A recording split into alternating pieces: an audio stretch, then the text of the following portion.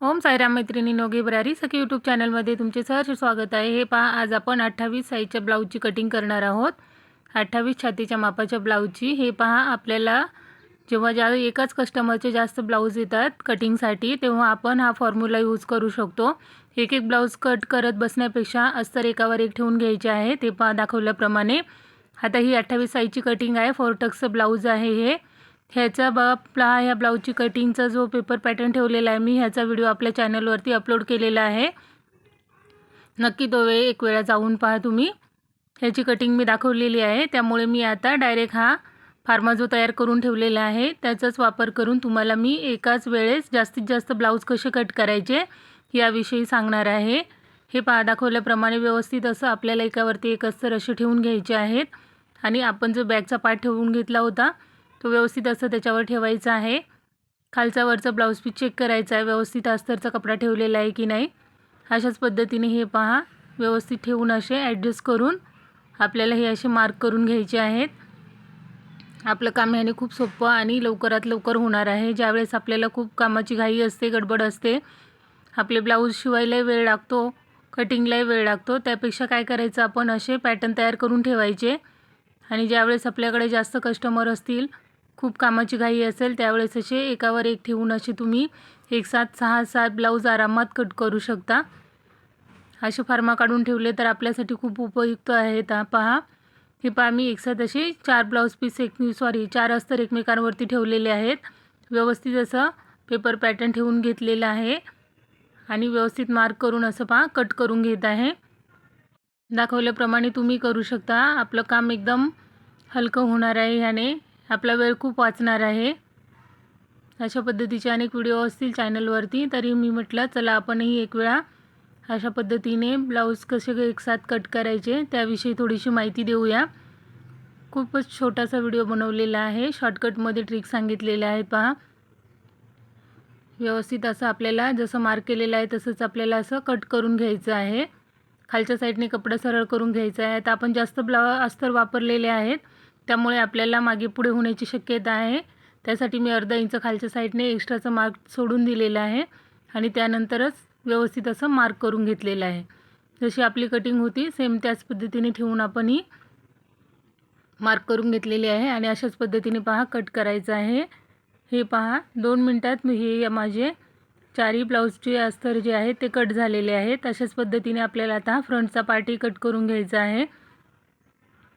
या ब्लाऊजची पेपर पॅटर्नची जी कटिंग आहे ती आपल्या चॅनलवरती अपलोड आहे। 28 छातीच्या मापाचा हा ब्लाऊज आहे। 4 टक्स ब्लाऊजची कटिंग आहे। पहा, एकदम व्यवस्थित आणि सोप्या पद्धतीने दाखवण्याचा प्रयत्न केलेला आहे।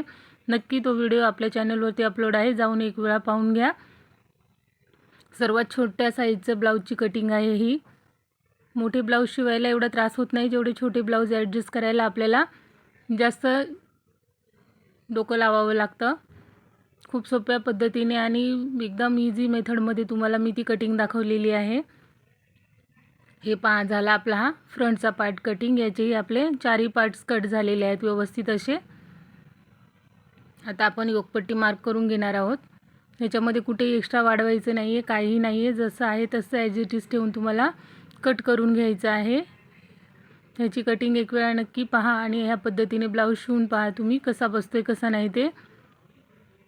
जर मी याची कटिंगचा व्हिडिओ चॅनलवर अपलोड नसता केला तर तुम्हाला मी याची कटिंग दाखवलेली असती। असे मी नेक्स्ट ब्लॉगमध्ये तुम्हाला ह्याच मापाची 4 टक्स ब्लाऊजची कटिंग डायरेक्ट अस्तरवरती कशी कट करायची ते दाखवणार आहे। ही पहा, अशा पद्धतीने आपला हा बॅक फ्रंट दोन्ही पार्ट्स कट झालेले आहेत। आता मी तुम्हाला स्लीव्स कट करून दाखवते। एक स्लीवसाठी आपण एक अस्तर घेऊन घ्यायचं आहे आणि व्यवस्थित असे पहा त्याला खालच्या बाजूने सरळ करून घ्यायचं आहे। दाखवल्याप्रमाणे व्यवस्थित सरळ करून घ्यायचं। आता आपलं 7 चोक 28 चेस्टचा हा ब्लाऊज आहे, प्लस आपण त्यामध्ये अर्धा इंच ॲड करायचं असतं स्लीव्स कटिंगसाठी। ह्याची तयार उंची आहे पहा 4.5 इंच आपण घेतलेली आहे 5.5 इंचावरती आणि इकडे पहा ह्या साईडने आपण घेणार आहोत 2.5 इंचावरती। सरळ आपल्याला 1.5 इंच आतमध्ये यायचं आहे। फिटिंगची मार्जिन जी आहे ती 1.5 इंचावरती घ्यायची आहे। वरच्या साईडने 1.5 इंच सरळ घेऊन त्यानंतर हलक्या हाताने असा आपल्याला बाईचा शेप देऊन घ्यायचा आहे।